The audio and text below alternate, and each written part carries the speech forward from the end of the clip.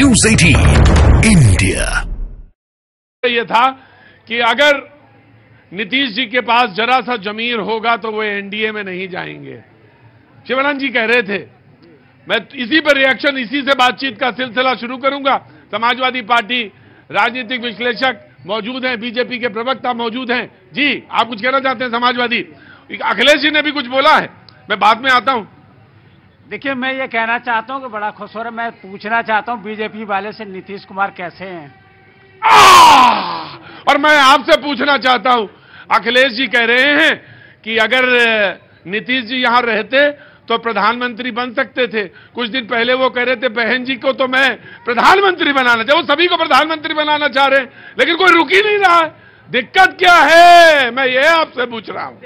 दिक्कत ये है कि बीजेपी वाले बेचारे बड़े असमंजस में।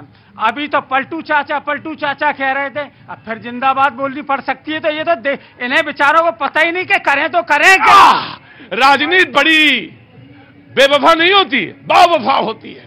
राजनीति से ज्यादा बेहतर कोई चीज नहीं होती। अभी कुछ दिन पहले कह रहे थे कि नीतीश जी के लिए सारे दरवाजे बंद हैं। लोगों ने यहां तक कह दिया कि दरवाजे ही नहीं बंद, कुछ लोगों ने तो यह कह दिया कि वो जो चाबी है ना, वो गहरे समुद्र में फेंक दी गई है। कुछ लोग उस चाबी को ढूंढ के ले आए हैं और वो जो संभावनाएं बता रहे थे कि अब मैं नहीं जाऊंगा वहां, वो घर ठीक नहीं। यानी नीतीश बाबू, आप सुन रहे हैं कि वही उसी तरफ रुख कर रहे हैं। राजनीति बेवफा नहीं बावफा होती है। सिंह साहब, क्या होने वाला है बिहार में? देखिए, 75वां गणतंत्र दिवस है। अब ये लोग कह रहे हैं इनके साथी पर ही अभी उन्होंने कुछ कहा नहीं है, अब विश्वास जताना शुरू कर दिया। 75वां गणतंत्र दिवस है। आज अगर नीतीश जी को याद आ रहा है कि एक सजा याफ्ता के साथ हमने इतने दिन गुजारे हैं, तो आज सद्बुद्धि आ रही है। अगर कुछ करना होगा तो करेंगे, आप पहले से क्यों परेशान? हाँ जी, मैं आ गया। जी जनाब, क्या होगा? आप तो वहीं के रहने वाले हैं कि नहीं, लखनऊ के? इंडिया गठबंधन है ये। हाँ, इंडिया को छोड़ के कौन जाएगा? अच्छा, कौन जाएगा इंडिया को छोड़ के? नहीं तो नीतीश बाबू जा रहे हैं। अरे कोई नहीं जाने वाला कहीं। तो मतलब आप कह रहे विधानसभा चुनाव तक लौट आएंगे? अरे नहीं जाएंगे। जाएंगे कहाँ तक? गजब है राजनीति भाई, समझ में नहीं आता। कहाँ से आना हुआ साहब आपका? वेस्ट बंगाल से। वेस्ट बंगाल दिखी? रहता हूँ यहाँ पे। हाँ। पुरुलिया से। पुरुलिया से? आपने बंगाली? बंगाली। तो बांग्ला तो बोलते पारो ना? बांग्ला बोलते पारो। तो खूब ही भालो समझो तुम्हें। तो राजनीति बंगाल से ज्यादा बेहतर कोई नहीं समझता। दीदी ने कहा है कि एकला चलो, वो अकेले लड़ना चाहती हैं चुनाव। होगा क्या? कैसे हराएंगे बीजेपी को? मुश्किल है ना? नामुमकिन है। अरे कभी कभी पास से नहीं दिखता प्रभात जी, दूर जाना पड़ता अपनी स्टेट से। कह रहे मुश्किल है, नामुमकिन है, हराना मुश्किल है बीजेपी को, मोदी जी को। क्या नाम है साहब? यस चौहान। चौहान साहब कहाँ के रहने वाले? कोटा राजस्थान। कोटा राजस्थान। क्या कहते हैं आप? मुझे भी लग रहा है जैसे ही बोल रहे हैं भाई साहब, ठीक ही बोल रहे हैं। अभी आज की तारीख में तो लगने ना मोदी जैसा कोई है। मोदी जैसा कोई है। अब दिक्कत यह है कि यही हड़कंप बचा हुआ उधर बिहार में भी। नीतीश जी इधर सुन रहे हैं, इधर का रुख कर रहे हैं।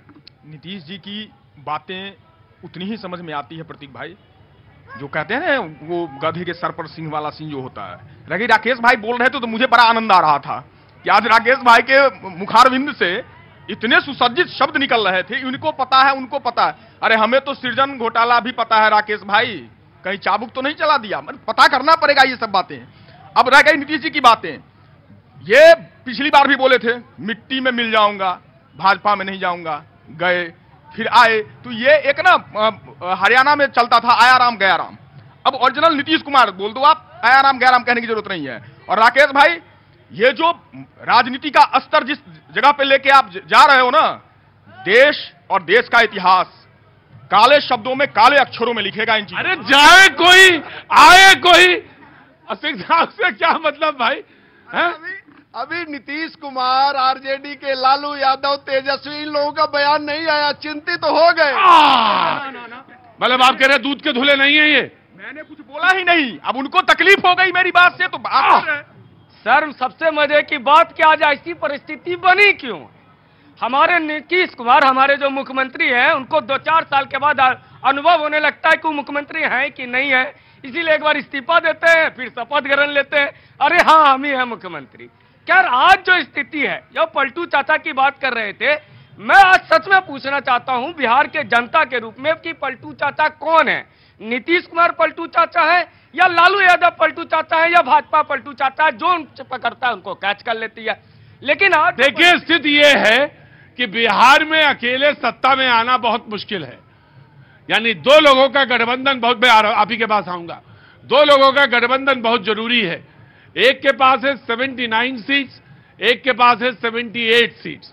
79 है आरजेडी के पास, 78 है बीजेपी के पास। ऐसी स्थिति में सरकार और पूरी टोटल सीट है 243, 243। अब मुश्किल यह है कि दो के बगैर बनता नहीं है कॉम्बिनेशन। नहीं, ये दो का भुगतना कितना पड़ेगा बिहार को, ये सोचना पड़ेगा। लेकिन आज ये परिस्थिति बनी क्यों? अखिलेश यादव जी मध्य प्रदेश चुनाव में कह रहे थे कांग्रेस हमको बहका के ले गई, हमको बोली थी चलो गठबंधन करेंगे। नीतीश जी कह रहे हैं कांग्रेस हमको बहका के ले गई, हमको बोला पीएम का चेहरा बना देंगे, संयोजक भी ना बनाए। पूरा पटना में सबको बुलाए, बेचारे खाना खिलाए। लालू जी दूल्हा बना दिए राहुल गांधी को उसी मीटिंग में कि आप दूल्हा बनिए, हम साथ चलेंगे। कांग्रेस जल गई, एटन नहीं गई, बेचारे को संयोजक पद दे देते नीतीश कुमार को, क्या जाता था।